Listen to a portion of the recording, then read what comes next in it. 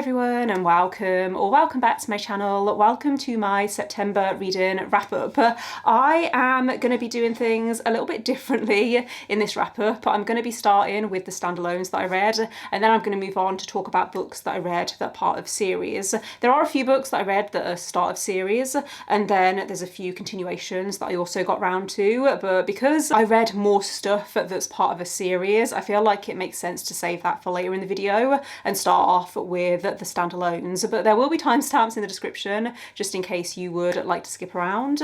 The first book that I'm going to talk about is Wild Things by Laura Kay. I was going to call this a contemporary romance, however I feel like it's more of a contemporary with romance. The focus seemed to be more on the main character's personal journey. So the main character that we're following makes a New Year's resolution that she is going to do something every month that pushes her outside her comfort zone. One of these things turns out to be buying a house in the countryside with 3 of her best friends. I think there's 4 of them that buy this house together, and it's about them moving to the countryside and adjusting to life in this village when most of them are used to living in London. There's also a sapphic romance in this. The main character has feelings for her best friend that she's harboured for years and never done anything about. It was cute. I read this while I was on holiday at the start of the month, and it was the perfect holiday read because it was easy and breezy and it was fun. There were a few moments that made me smile, so I gave this one 4 stars. It's not my favourite book that I've read by this author, but I did prefer it to Tell Me Everything, which was the last book that I read by Laura Kay. Next on my list is Bury Your Gaze by Tingle, which is a horror. I listened to the audiobook for this, and I will say the audiobook was very well narrated. There were sound effects and stuff, and there were multiple narrations as well that kind of joined at various parts. I liked this. I gave it 3 stars, but it wasn't a disappointing 3 stars. It was more an acknowledgement that I appreciated what this book was trying to say. It just didn't really work for me, and I feel like I'm going to have to try really hard to explain, but I loved the social commentary in this.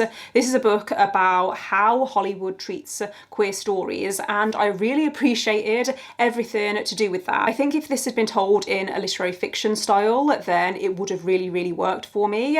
However, I didn't really like the horror elements. It wasn't really scary, and I don't think it was meant to be scary, but there was the odd occasion where there was like blood and gore, and I don't think that's my kind of horror. If this was a movie, I would compare it to things like Scream or Final Destination, and I like those movies, but they're not my favourite type of horror movie. I prefer something that's more like Saw, where it's more intense and you feel like you're on the edge of your seat and you're gripped, and this wasn't really that. It was kind of cheesy in places, although I did actually, my favourite part about this was when the main character was talking about the purpose of horror and how we can learn a lot from horror. I thought that conversation was really well done. So yeah, there were parts of this that I really liked, but then there were parts of it that just didn't really work for me. Also, I thought the ending was very rushed. Just realised I didn't give a synopsis for this, but this is following a main character who is a writer in Hollywood, and he is given this ultimatum by his producer that he has to either kill off his main characters in the TV show that he's writing, or he has to write them as straight. It's all because some algorithm has said that that is going to be the most profitable. So there are some interesting conversations around producing something as art and producing something for profit, and yeah, there was so much of this that I did like. It was just not the kind of tone that I think I wanted it to be, but I would still recommend it if it sounds like something that's interesting to you. Okay, so moving on to some series, and the first series that I made progress with in September was Red Sea Under Red Skies by Lynch. This is covered in plastic, so it's going to be really shiny, but hopefully if I hold it like this, it's fine. This is the second book in the Gentleman Bastard series, the first book being The Lies of Loch Lamora. I enjoyed the first book. I think I gave it 4 stars when I read it earlier this year, and this was a similar sort of rating. There were parts that I found a little bit slow, but there were parts that I found really gripping. The first book does wrap up like a standalone, so I wasn't sure whether I was that fussed about continuing the series, especially as it's not yet complete.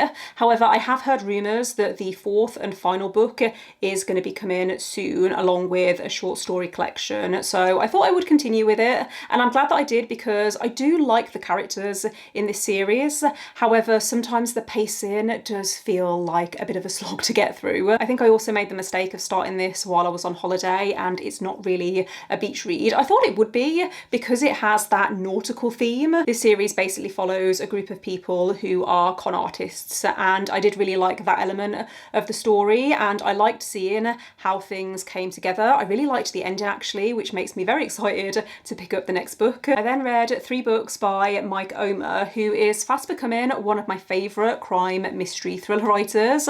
I read the final 2 books in the Zoe Bentley series and the final book in the Mullen series. I think I prefer the Mullen series because I prefer the main character and how she's this negotiator for NYPD. I find her whole job and career really interesting, a lot more interesting than Zoe Bentley, who is a profiler for the FBI. But I think if you like TV shows like Criminal Minds, then you would really like the Zoe Bentley series. These books do get quite dark in places, so I would recommend checking trigger warnings or content warnings if you need them. But I really enjoyed all of these books. I gave them all between 4 and 5 stars, and I would recommend checking out these books. I listened to them all on audio, apart from the first book in the Mullen series, which I read physically, but I did really like the audiobooks for these series. Moving on to some series that I started in September, the first of which was 6 Crimson Cranes by Elizabeth Lim. So this has appeared on many TBRs this year and probably last year as well, but I finally picked it up in September and I enjoyed it. I gave it 4 stars. This is a YA fantasy series that I think has 3 books. This one, the sequel, and then there's also a prequel. But this first book follows a main character who is a princess, and at the start of the book there is this curse that's placed on her and her family where her brothers are turned into cranes and she cannot talk because for every word that she says, one of her brothers will die. So it's this story of her trying to save her family but also possibly her kingdom because it feels like there's a war that's brewing. This felt really whimsical and magical, and I did find myself drawn into the story. It does feel like YA, but I don't think that's a bad thing because it's not marketed as anything else. It is marketed as YA fantasy. So if this sounds like something that would be your kind of thing, then I would recommend it. I'm not desperate to pick up the sequel because I don't know whether a sequel was really needed. This didn't leave off in a way where I felt like I really needed to read the next book, but at the same time I feel like if I am going to read the next book, then I need to read it soon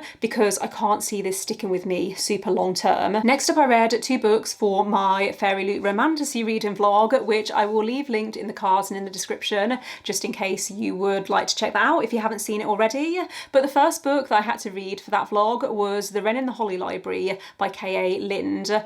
This is a romantasy, however I would describe it more as an urban fantasy with a romance. It's set in New York and it kind of reminded me a little bit of the start of True Blood or the Sookie Stackhouse series, where vampires came out of the coffin, except in this book all monsters have revealed themselves to exist and to live among humans.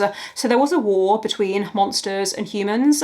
However, things have now settled into peace, kind of. There is a peace treaty that was signed. Our main character is a thief who is tasked with breaking into this house to steal something. However, once she breaks into this house, she finds out that it belongs to a monster, and by breaking into his home, she has broken this peace treaty, and it's about their romance and their relationship. He basically needs her help to pull off this heist, and he feels like she is the best person for the job because he is shocked that she was even able to break into his home. I could kind of see how the author was trying to build the tension between the characters and how they both have pasts that make it difficult for them to trust other people, and they were slowly bringing down their walls for each other, except it didn't feel like they were slowly bringing down their walls. It felt like they just dropped them out of nowhere, and it turned into a lot of telling and not much showing. Also, there were so many plot conveniences towards the end. It felt really rushed and convenient and it annoyed me. So yeah, that's why I gave it 2 stars, and I don't think I'm going to continue with this series. The second book that I read for that Fairy Loot vlog was The Half King by Melissa Landers. So this is marketed as new adult, and I would say that this does lean slightly more YA than adult. The main characters are 19 turning 20, so So just to set expectations, I think once I realised this was going to have more of a YA vibe, then I was able to sink into the story a little more and enjoy it. I gave this one 3.5 stars in the end because I liked the plot, but again, I found the romance really underwhelming and rushed. The main characters didn't seem to spend that much time together before they were making these declarations, and it made me roll my eyes. It didn't feel like a well-developed romance, and so I struggled to feel invested in these characters. However, the plot was really interesting and I liked the world. It's basically set in this world where the noble families have been cursed. So there's a different curse that affects each noble family across these different realms. The curse only affects firstborns though, and our main character is a secondborn. So she is sent to this religious organisation to learn to become a seer. However, she's approaching the age where if she doesn't have her magic come to her soon, then it's never going to come. So the High Reverend Mother, I think is her name, sends her to the king to become an emissary for him. She has this vision where she sees that the main character is going to play an important role in potentially breaking these curses, and the story goes from there. Like I said, I enjoyed the world and the plot, however the romance was very, very underwhelming. There were some interesting twists and turns that I didn't see coming though. There was some stuff that I found quite predictable, but I think it was a good balance between stuff that I could predict and stuff that took me by surprise. So this was a 3.5 stars for me, and if the sequel were available now, then I would probably be tempted to pick it up, but I don't want to have to reread this to read a sequel, so I'm probably not gonna bother. But it all depends. Maybe if the second book gets a lot of hype, then I will get around to picking it up at some point. The next book that I read was Throne of Glass by Sarah J. Maas, which is the first book in the Throne of Glass series.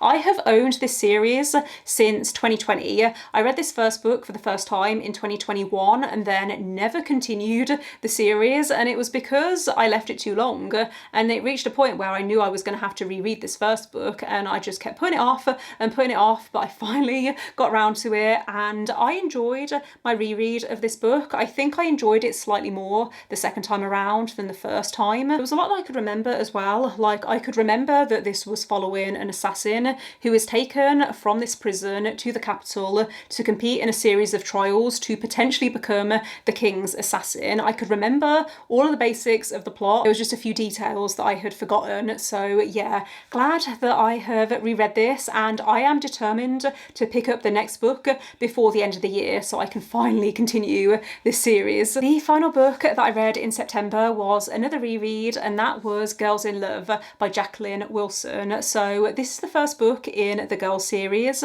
which is a teen fiction series that I loved when I was a teenager, and when I heard that Jacqueline Wilson was releasing her first adult novel following these characters but as adults, I was really intrigued. So I decided to reread this first book because it was only 99p on Kindle, so I thought I might as well, and it would help me familiarise myself with the characters. And then I picked up Think Again, which is her first adult novel, and this was very nostalgic. I heard a review talking about how it felt like catching up with a friend that you haven't seen in a while, and that was the feeling that I got from this. So I enjoyed it for the nostalgic value. However, in terms of the actual plot and the themes that this focused on, it all felt very shallow and surface level, and I expected more. The thing is, most of this book focuses on Ellie reconnecting with someone from her past, and I did not care about that storyline at all. If anything, it gave me the ick, and if a book gives me the ick, then it's really difficult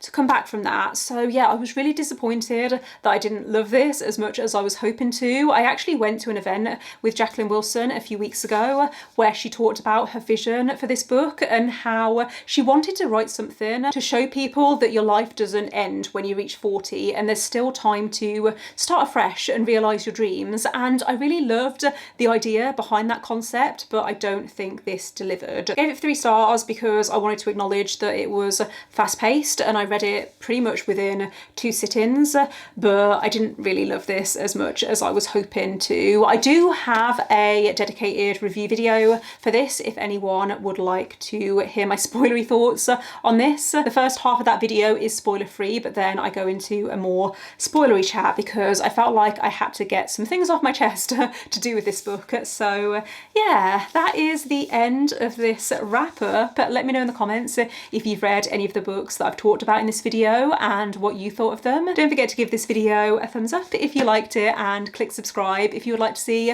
more videos from me, but otherwise I will see you next time. Bye.